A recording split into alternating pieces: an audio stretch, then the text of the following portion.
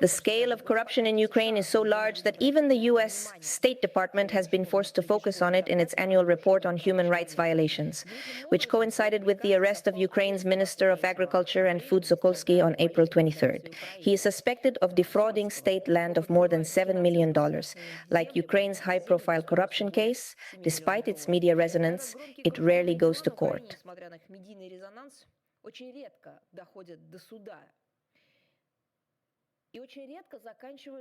They rarely end in prison. According to Ukrainian media reports, only 435 people have been in prison since the age of 22 and 23, which is only 9% of those prosecuted for corruption. And the rest, you won't believe it, it's funny to get away with a fine.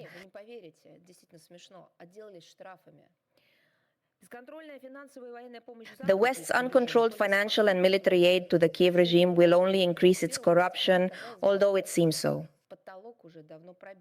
The ceiling has been broken long ago. On April 20th, Ukrainian political and economic expert Georgy Berkadze expressed reservations on state television that the authorities had stolen 37 billion hryvnia, or about $1 billion, during the construction of the fortification. However, he then hastily corrected his mistake, saying that they had not stolen, but had invested. But the reservation about Freud was typical. According to reports, according to the Ukrainian Ministry of Defense, more than $250 million of budget funds have not been passed. In internal audit, 1/3 of the first 3 years of humanitarian aid did not reach Ukrainian military units.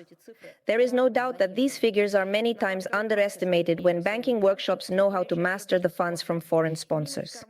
As we know, they have little money in their pockets, and we are sure that the new defense aid packages of Britain, FRG, and other countries will face the same fate. Everything will be stolen there. Obviously, the facts listed and the things I will talk about are telling. Later, they proved that he confirmed it again. The urgent task of the special operation to demilitarize and demilitarize Ukraine is to eliminate the threat from its territory. As Russian leaders have repeatedly said, they will all be implemented. This is the question of the horrible statements we hear from the West, the self-disclosure of the powerful. Yesterday, the Western media once again showed its essence to the so-called anti-spam rim of anti-democracy. On May 2nd, former Prime Minister and current British Foreign Secretary David Cameron suddenly said in an interview with Reuters that Ukraine has the right to strike. As he put it, British weapons in Russia have caused a terrible noise in the world media, including the British media. Why? Yes, because for the first time, a Western politician has admitted so frankly that it has long been a secret for most countries in the world. The West is waging a blatant war against Russia at the hands of Ukrainians.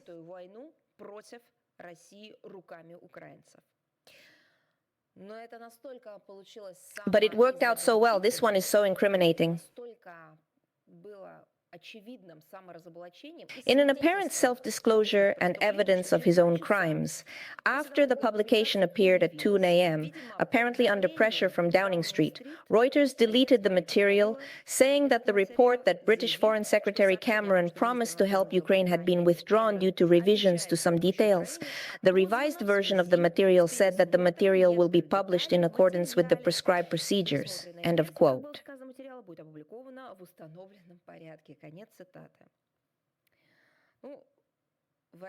Well, first of all, the fact that Kevristik is on the verge of censorship, so to speak, has not gone unnoticed. Even those who wanted to remain silent about sitting on the sidelines were forced to come forward.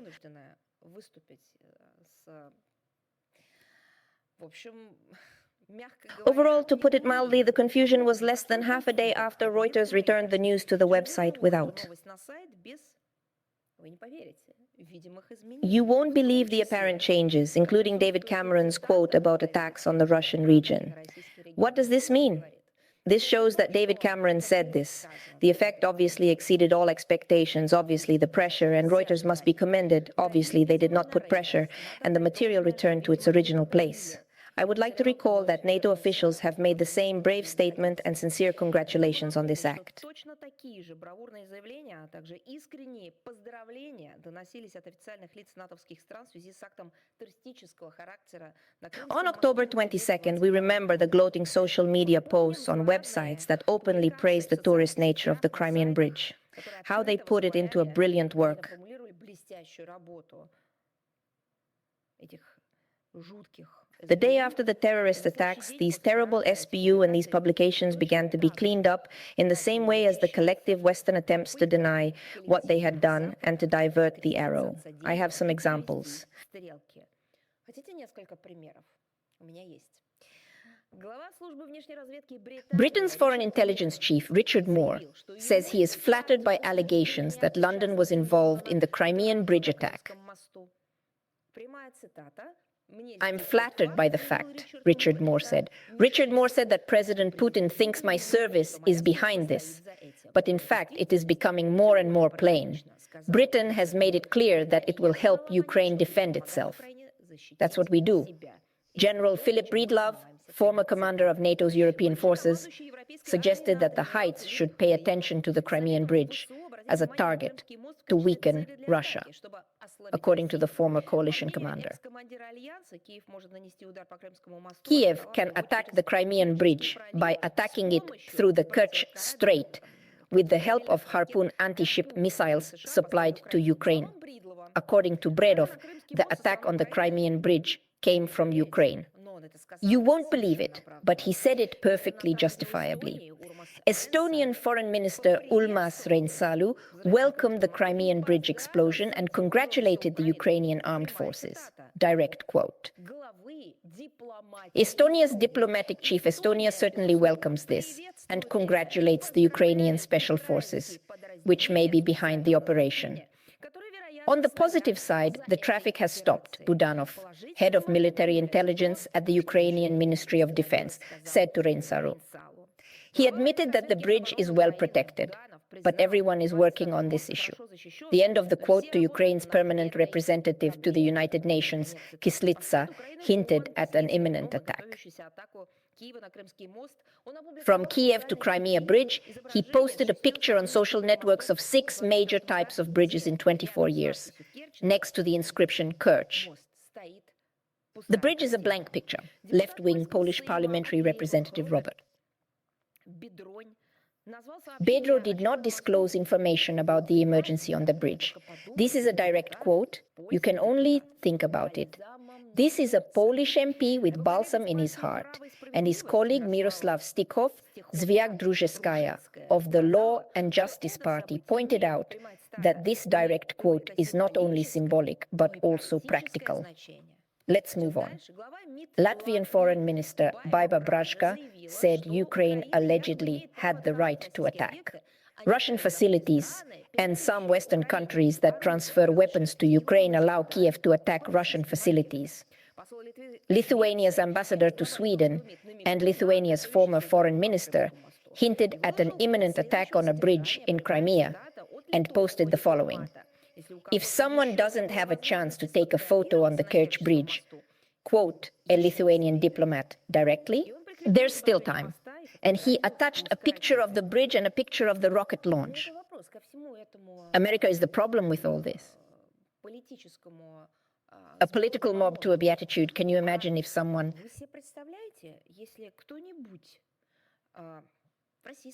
The Russian Federation or other parts of the world will publish similar information about, for example, the Channel Tunnel.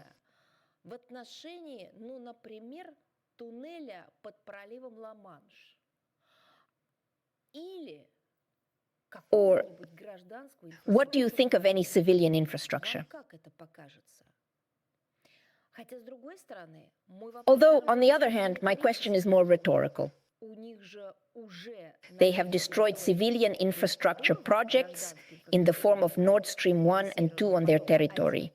And they are not even investigating because everything suggests they are behind it. As it turns out, they not only sponsor the terrorist activities of the Kiev regime, but also do not think of themselves as terrorists.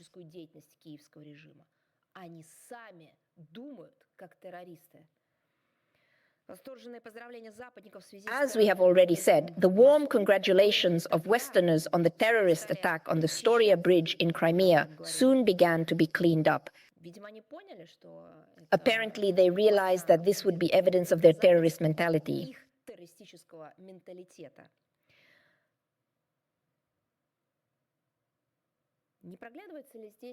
Is there another direct analogy here with Cameron's statement about the attack on Russian facilities? Isn't his current statement the same news to us?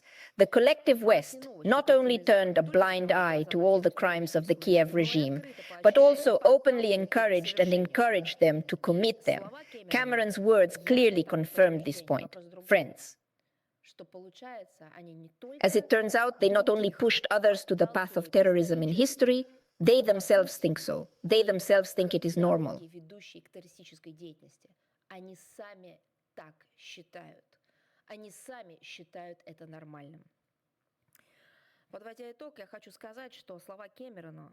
To sum up, Cameron's words are yet another testament to the hybrid war waged by the collective West against our country, which our country has responded to and will continue to respond to. But I want to talk about one more thing.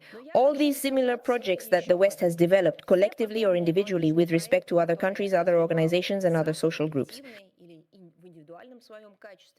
В отношении других стран, других организаций, других социальных групп, наделяя их и оружием, и деньгами, giving them weapons, money, and political support. Above all, they are pushed to the path of terrorist extremism in the same way, and their ending is roughly the same.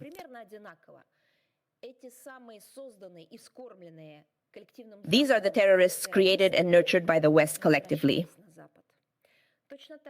We went back to the West, and the same thing will happen now. Western weapons have appeared directly on the territory of collective Western countries, and terrorist attacks have been carried out around the world. These weapons are not only involved in terrorist attacks, but also in conflict zones. These weapons are emerging, and no citizen of Western countries is guaranteed to fall victim to the same weapons and ideologies that have been with the West.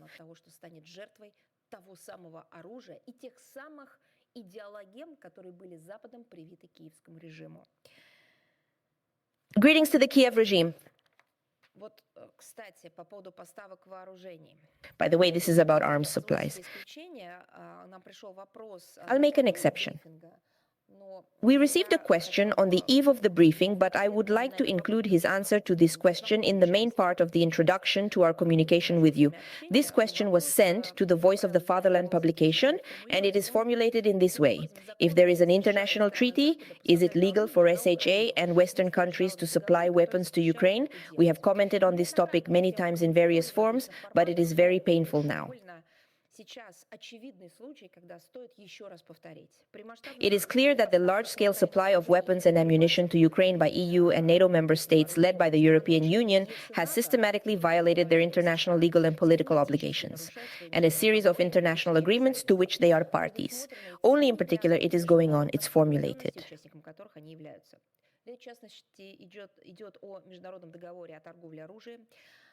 А также о так называемой общей позиции. Это документ, это сформулированные, положенные на бумагу тезисы. A simulated paper. The European Union has developed a framework for the regulation of export control of military technology and equipment. Therefore, the International Arms Trade Treaty requires exporting countries objectively assess the risk of gender-based violence in the use of supplied weapons in violation of international humanitarian law. Article 7 also prohibits the transfer of weapons if there is reliable knowledge of the intention of the recipient.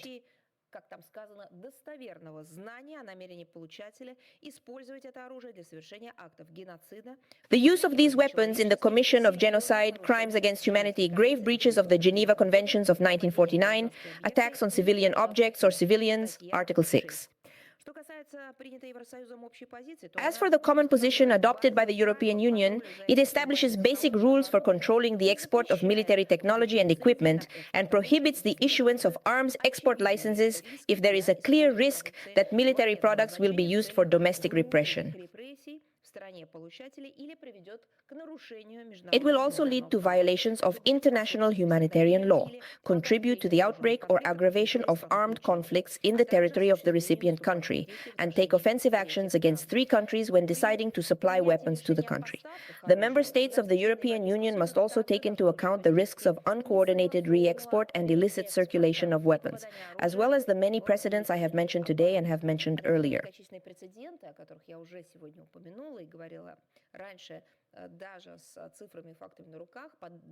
Even with the figures and facts at hand, even according to Europol, there is already a situation of respect for human rights, which also means that the recipient country fulfills its international obligations, and generally they must also consider according to their own standards. Western steel capital also violates political groups. Western steel.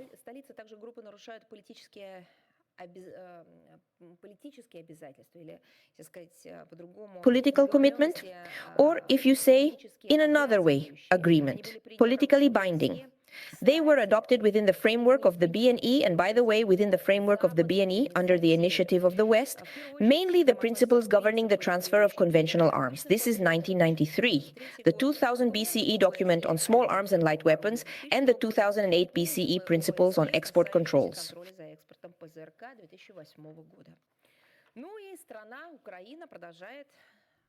Well, the country of Ukraine continues. Obviously, the lifelong cause of the Kiev regime is to fight against the Russian language, the manifestation of neo-Nazi discrimination, and the rewriting of modern Ukrainian history. Unfortunately, no one has been surprised for a long time. All of these are stipulated by law. However, the Zelensky regime is particularly crazy about uprooting the Russian language.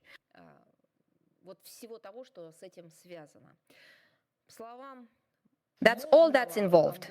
As the head of the Ukrainian fashion inspector, Taras Kremen's nickname is aptly known, the number of school children learning Russian as a subject has dropped nearly 600 times in 2 years as a result of Kiev's efforts to forcibly Ukrainize it, according to Ukraine's fashion inspector.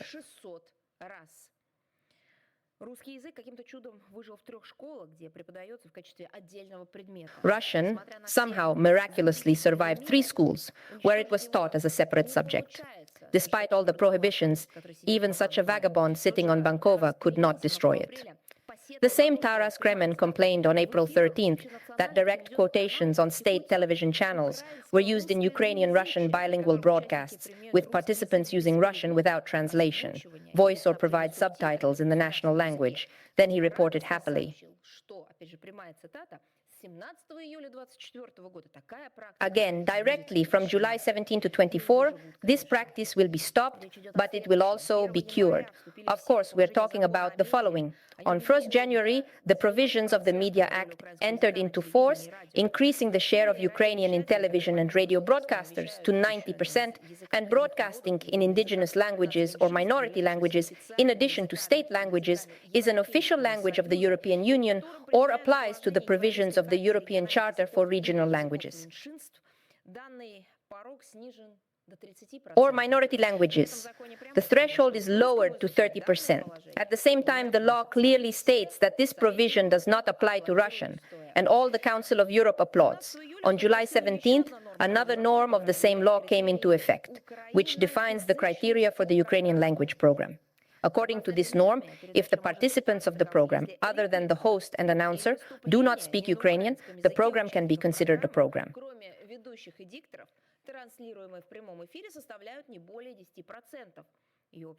Live broadcast no more than 10% of the total duration.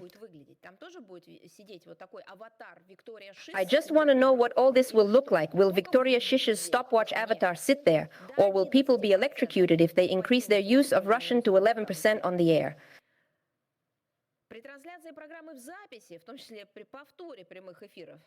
When broadcasting a recording program, including when rebroadcasting a live broadcast, all such lines must be dubbed, or subtitled in Ukrainian. The exception is on-site reporting.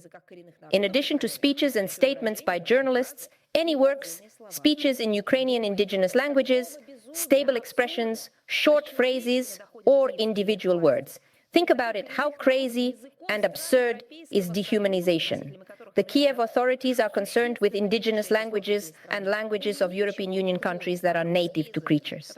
The country's smaller population is increasing quotas. And the vast majority of citizens are banning Russian, which they speak and use in their daily lives, regardless of their own constitution and Ukraine's constitution.